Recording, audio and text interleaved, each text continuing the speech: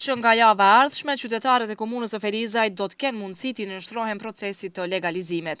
Ky proces, i cili zhvillohet gjithandej Kosovës, mundson që paralelisht të bëhet edhe regjistrimi i shtëpive, si dhe aplikimi për marrjen e lejes për to.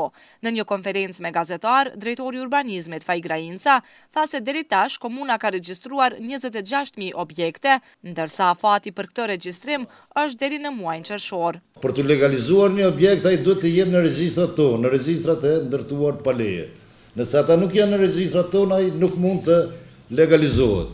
Kështu që kemi deri në muajin qershor ende kohë për mi regjistruar ende objektet pa leje, kurse nga hëna do të fillojmë të pranojmë aplikacionet për të filluar me këtë proces legalizimit.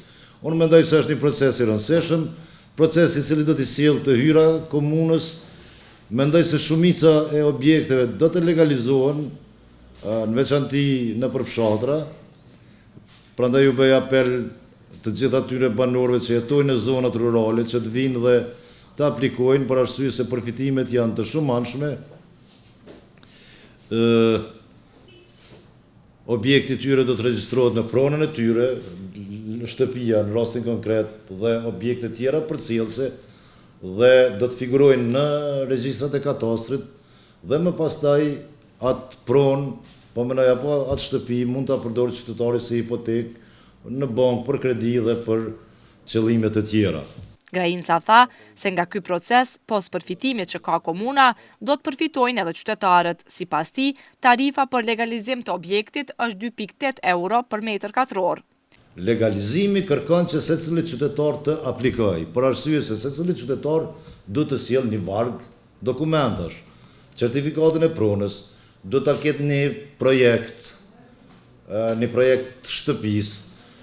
Për shembull, nëse bëhet fjalë për ndërtim kolektiv, duhet ta ketë një dokument studimit të statikës, për shembull, se ne nuk mund ta legalizojmë një objekt që është ndërtuar 6-7 kat, dhe nëse nuk e ka projektin e statikës të nënshkruar nga inxhinierët kompetent, për arsye se ata e marrin përgjegjësinë nesër nëse eventualisht ai objekt nuk i përmbush kushtet teknike për të legalizuar.